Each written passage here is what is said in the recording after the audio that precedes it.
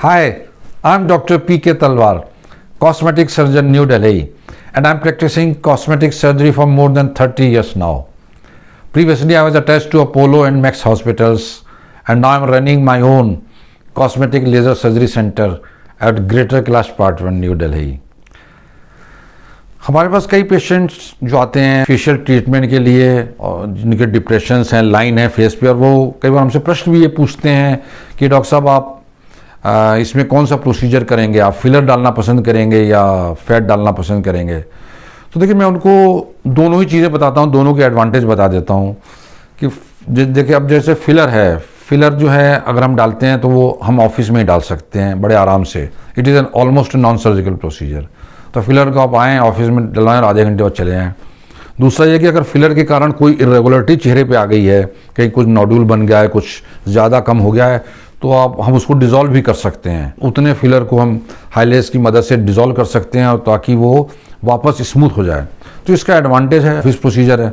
Fat का advantage क्या है कि अगर हम फैट डालते हैं तो नेचुरली हम ऑपरेशन थिएटर में डालते हैं, लेकिन फैट जितनी टिक गई वो परमानेंट है, जबकि फिलर जो होता है वो साल 2 साल तक चलता है, उसके बाद आपको दोबारा लेना पड़ता है। लेकिन फैट जो है जितनी टिक गई वो परमानेंट है, और उस पर अगर कभी आपको टचअप कराना पड़ा तो आपने एक बार 6 महीने बाद टचअप करा लिया है, साल भर बाद, उसका इट इज़ ऑलमोस्ट परमानेंट।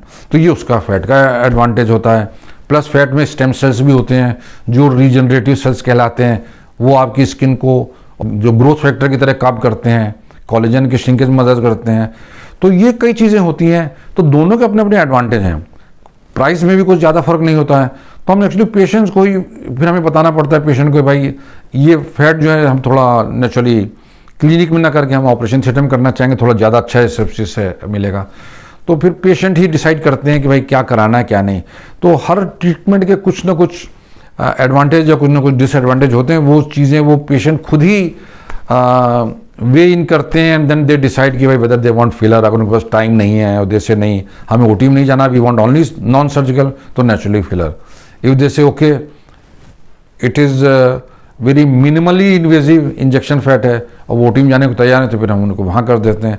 तो ये दोनों ही चीज़ें हैं, दोनों ही चीज़ें आजकल काफ़ी पॉपुलर हो रही हैं और होना भी चाहिए, क्योंकि इसमें practically they are very safe, very easy to do. So और results are definitely rewarding in both the procedures.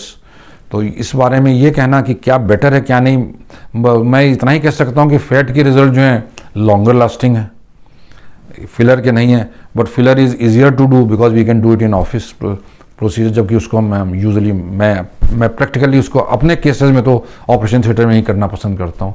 तो ये कुछ चीज़ें हैं जिनको वेन करना पड़ता है, या आपने डिसाइड करना है आप कौन सा प्रोसीजर चाहते हैं, और उसी हिसाब से आप अपने कॉस्मेटिक सर्जन से डिस्कस कर सकते हैं। और इससे रिलेटेड अगर आपके मन में अभी भी कोई प्रश्न है, कोई शंका है, तो आपका स्वागत है। आप हमारी टीम से संपर्क करें, हमें बड़ी खुशी होगी आपके किसी भी प्रश्न का उत्तर देने में। और अगर आपको वीडियो पसंद आया तो कृपया से लाइक और सब्सक्राइब करना ना भूलें। Thank you very much.